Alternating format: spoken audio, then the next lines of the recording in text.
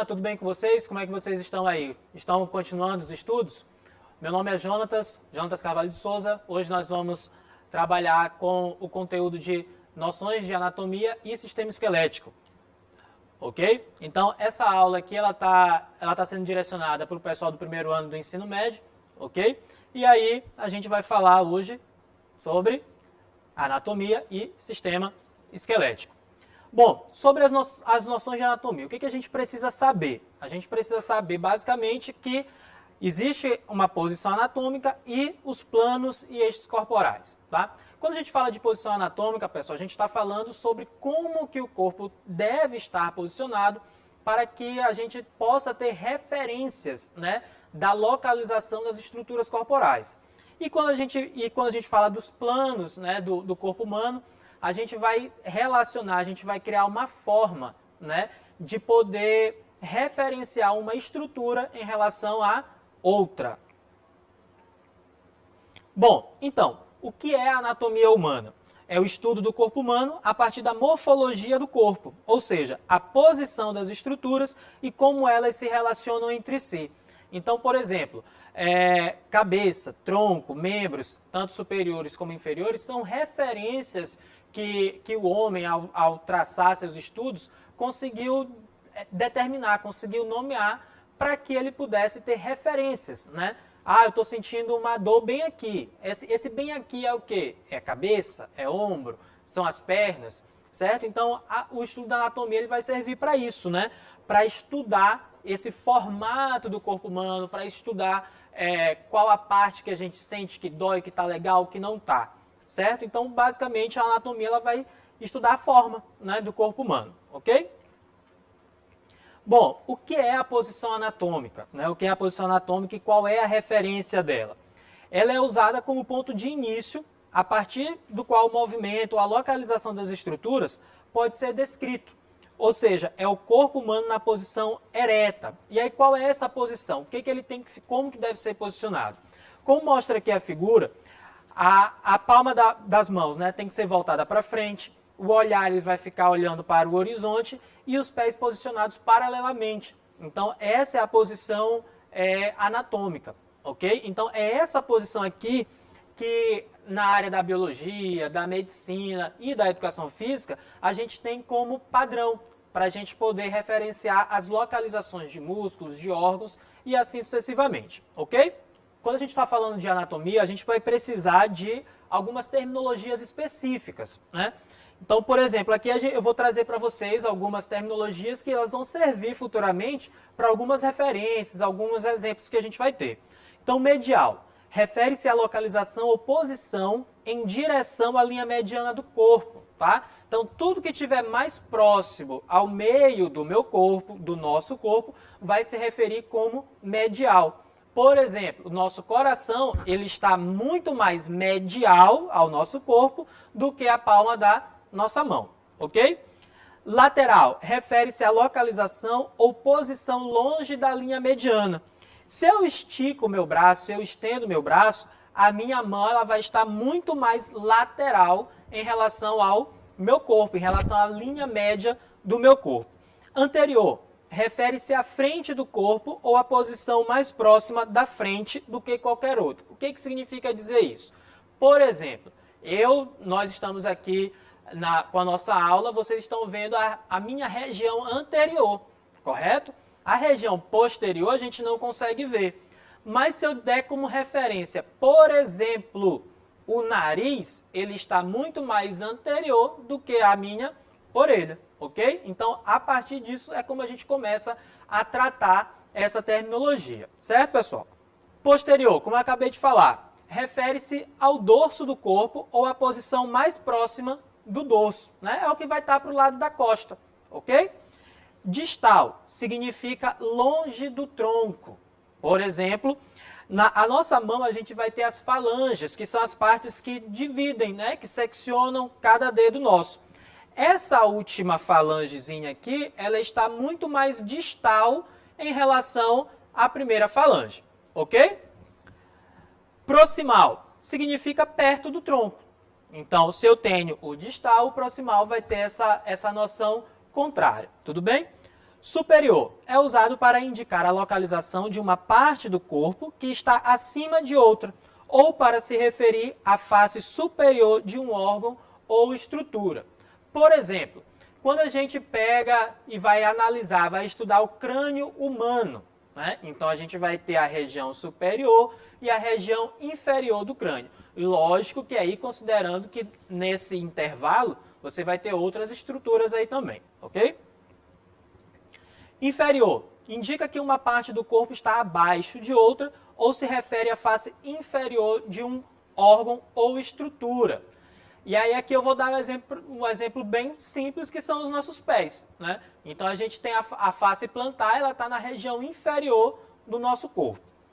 Caudal, da raiz, ela provém da palavra cauda e se refere à posição ou estruturas mais próximas dos pés. Normalmente esse termo na anatomia, se a gente for fazer um comparativo, uma relação, ela vai estar quase sempre relacionada com os animais, né? Principalmente na anatomia animal. Superficial e profunda dependem da relação que sofrem mediante outros órgãos e estruturas. Qual é o exemplo que a gente pode tirar disso daqui, pessoal? Por exemplo, a gente tem o músculo peitoral. A gente vai ter peitoral maior, peitoral menor. Então, o peitoral maior, ele está muito mais superficial do que o peitoral menor, ok? Então, é a partir daí que a gente vai traçando essas referências. Quanto ao plano de secção do corpo humano. Planos de secção são linhas fixas de referência ao longo das quais o corpo é dividido. Então, a gente sabe que o corpo humano ele vai ser seccionado em plano sagital, plano coronal e plano transversal. Essa segmentação do corpo, pessoal, ela serve para nos dar referência, né? Para eu saber de qual estrutura eu estou falando, de qual músculo, em qual plano que ele está inserido, ok? Vamos tentar entender isso aqui. No plano sagital, o que é esse plano sagital? Passa através do corpo, imagina aí uma linha, uma lâmina passando pelo nosso corpo, dividindo o corpo entre lado direito e lado esquerdo, né? Então ele, a partir da frente para trás, e divide o corpo em partes direita e esquerda. Então o plano sagital, ele vai dividir o meu corpo. Se eu estou com o meu corpo dividido, tudo que eu estiver tratando, né, sobre o lado direito vai estar no plano sagital, ok? Plano frontal passa através do corpo de lado a lado e divide o corpo humano em partes de frente e a parte de trás do corpo. Ou seja, a lâmina imaginária que a gente está pensando aqui, ela vai passar do lado direito para o lado esquerdo, seccionando o nosso corpo com o lado da frente e o lado de trás. Plano transverso passa através do corpo horizontalmente, dividindo em parte superior e inferior. Também pode ser chamado de plano horizontal. Essas três imagens dos planos, é claro que servem para que a gente entenda como que os anatomistas, como que os médicos, como que a área da medicina e da biologia vai estudar o corpo humano, ok? E aqui são imagens de referência. A depender de qual seja o estudo que o profissional da anatomia vai utilizar, esses cortes, essas segmentações, elas podem se dar mais para a esquerda, mais para a direita, mais para cima, mais para baixo, e assim sucessivamente. Bom, agora aqui a gente vai tratar sobre sistema esquelético. Pessoal, e por que a gente precisa tratar de sistema esquelético? Porque o sistema esquelético ele vai nos dar suporte, né? Entre as várias funções que o sistema esquelético proporciona, ele vai dar suporte para a nossa disciplina, que é a disciplina da educação física. Então, se a gente trabalha com movimentos, se a gente executa movimento, a gente precisa saber o que nos mantém de pé, o que nos dá forma. E o sistema esquelético ele vai nos auxiliar nisso tudo, certo? Então, para a gente falar de sistema esquelético, a gente vai tratar sobre as funções do esqueleto humano, os tipos de esqueletos, a composição dos ossos, a estrutura do osso e os tipos de ossos. Então, vamos lá. Quanto às funções do esqueleto, ele vai funcionar como arcabouço rígido do corpo humano, ou seja, ele vai funcionar como uma caixa para proteger nossos órgãos.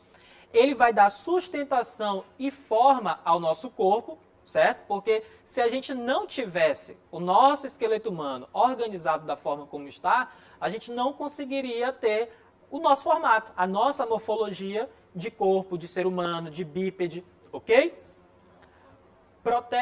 Protege órgãos vitais, cérebro, medula espinhal e coração. O crânio, né, ele vai servir como essa caixa protetora do nosso cérebro.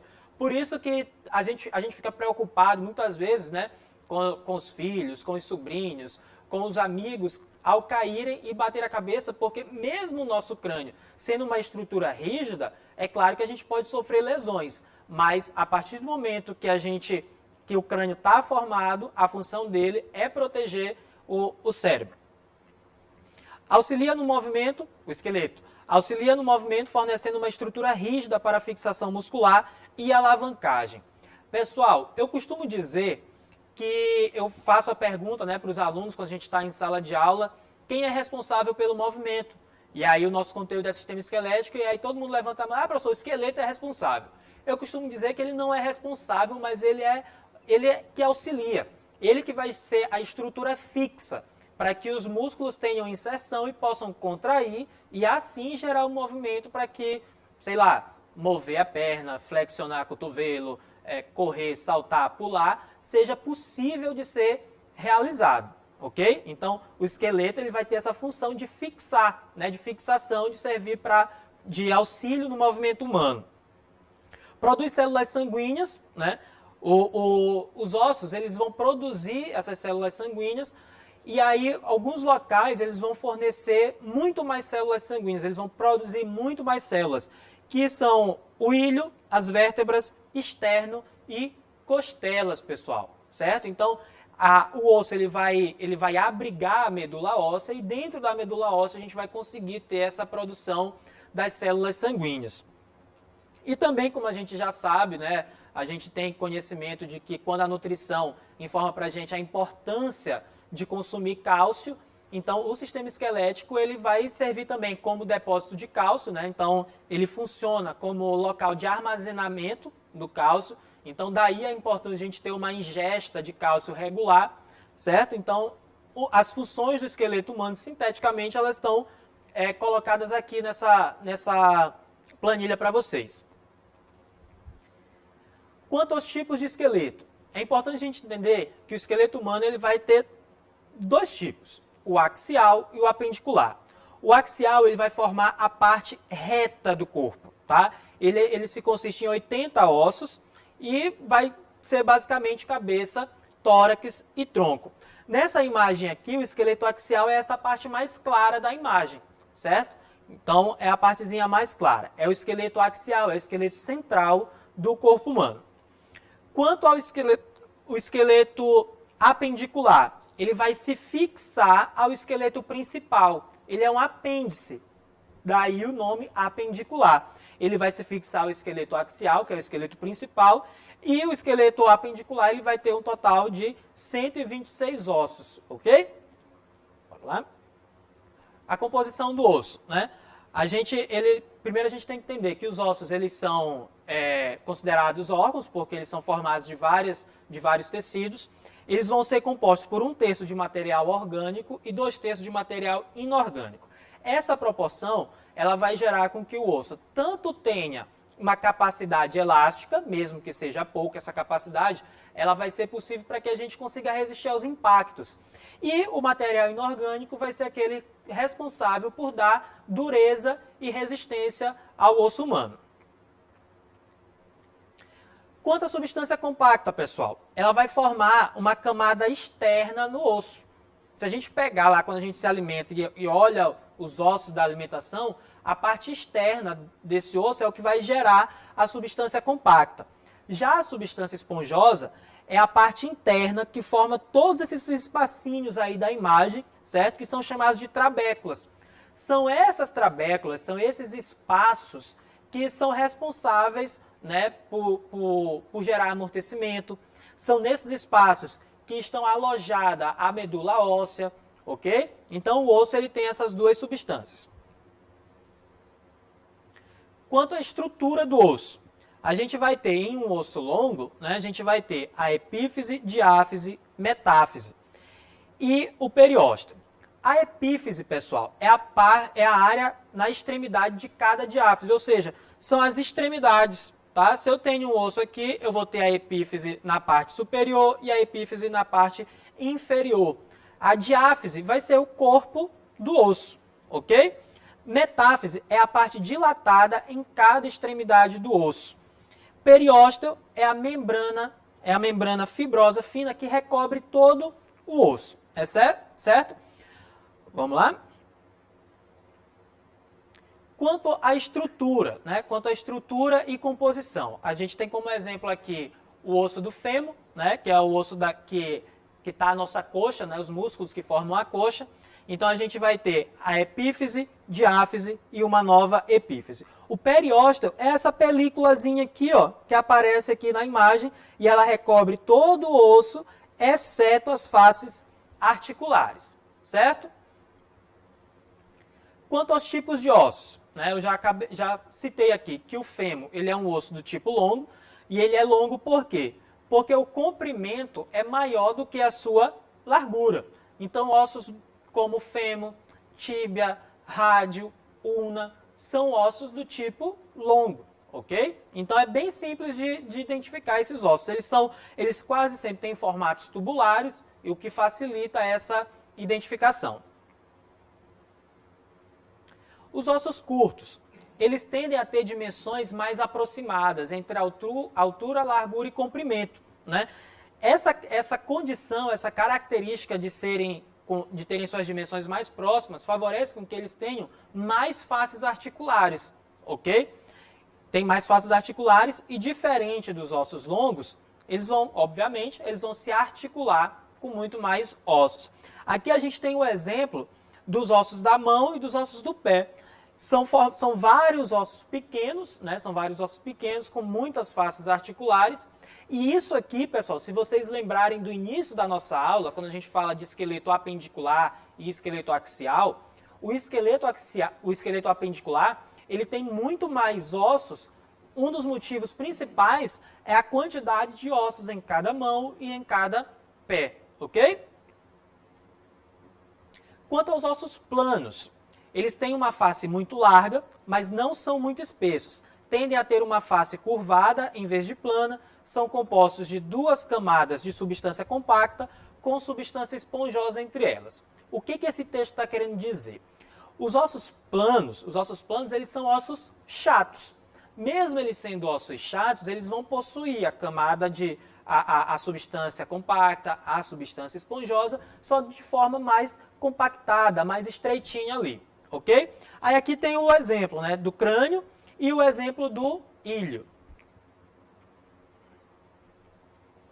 Os ossos irregulares têm uma variedade de formatos mistos, como o próprio nome sugere. Também são compostos de substância esponjosa, medula óssea, em uma fina camada de substância compacta. Aqui a gente tem um exemplo das vértebras. As vértebras elas estão categorizadas como ossos irregulares pelo formato que elas têm, né? Então a gente vai ter o corpo da vértebra, a gente vai ter os processos espinhosos da vértebra que faz com que elas não se encaixem nas categorias anteriores, ok? Ossos sesamoides. São ossos pequenos, localizados onde os tendões cruzam as extremidades dos ossos longos nos membros. Desenvolvem-se dentro de tendões e protegem do desgaste excessivo. Os ossos sesamoides mudam o ângulo de inserção de um tendão.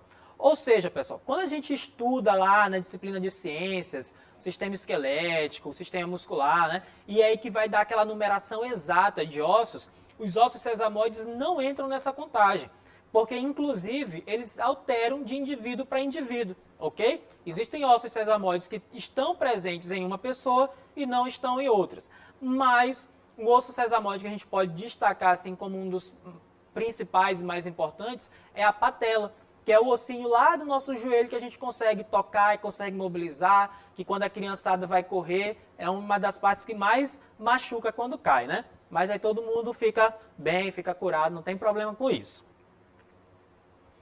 E já tentando aqui trazer para vocês algumas questões para a gente pensar sobre isso, eu trago para vocês aqui, se vocês conseguem interagir comigo, que vocês o que vocês conseguem destacar, né? Quais são as diferenças entre esqueleto axial e apendicular? Como que a gente consegue tratar essas diferenças, né? Então aí, diga aí pra gente aqui no canal da Seduc quais são as diferenças entre os esqueletos axial e apendicular. Outro, substância compacta e substância esponjosa. Que exemplos vocês podem dar a respeito disso, né? Continuando aqui, existe um que é mais pesado do que outro? Por que que um é mais pesado, certo? E por fim, que tipo de osso está principalmente envolvido no desenvolvimento da altura do indivíduo? Em que parte do osso esse crescimento ocorre, certo? Então, pessoal, meu pedido para vocês é que vocês aproveitem esse tempo em casa para vocês estudarem, né, para complementarem os estudos de vocês aí nas mais diversas disciplinas. E por hoje eu agradeço a audiência de vocês e até a próxima. Tchau, tchau.